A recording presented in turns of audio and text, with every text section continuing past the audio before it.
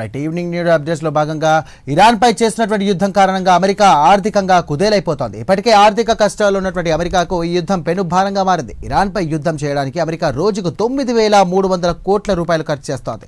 అంటే వారానికి దాదాపుగా 50,000 కోట్లు ఖర్చు చేశారని పెంటగాన్ చెబుతోంది.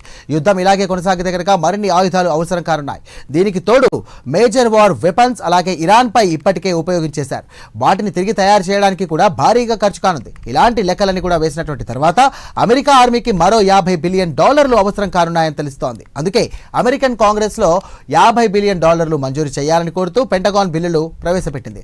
ఇక ఇప్పటికే యుద్ధ సామాగ్రి పేరుతో భారీగా అప్పులు ఉన్నాయి. దీనికి తోడు మరో $50 బిలియన్ అంటే మన కరెన్సీ ప్రకారం 9 లక్షల కోట్లు ఇవ్వడం అంటే అమెరికాపై అప్పుల భారం పెరుగుతోందని కాంగ్రెస్ ఆందోళన వ్యక్తం చేస్తోంది.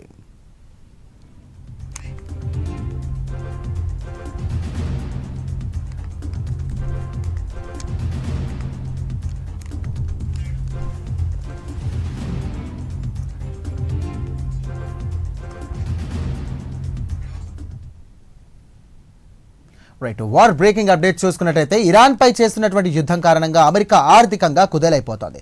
ఇప్పటికే ఆర్థిక కష్టాల్లో ఉన్నటువంటి అమెరికాకు ఈ యుద్ధం పెనుభారంగా మారింది. ఇరాన్ పై యుద్ధం చేయడానికి అమెరికా రోజుకు 9,300 కోట్ల రూపాయలు ఖర్చు చేస్తోంది. అంటే వారానికి దాదాపుగా 50,000 కోట్ల రూపాయలు ఖర్చు చేశారని పెంటగాన్ చెబుతోంది. యుద్ధం ఇలాగే కొనసాగితే కనుక మరిన్ని ఆయుధాలు అవసరం కానున్నాయి. దానికి తోడు ఇక మేజర్ వార్ వెపన్స్ ఇరాన్ పై ఇప్పటికే ప్రయోగించేశారు. వాటిని తిరిగి తయారు చేయడానికి కూడా భారీగా ఖర్చు కానుంది.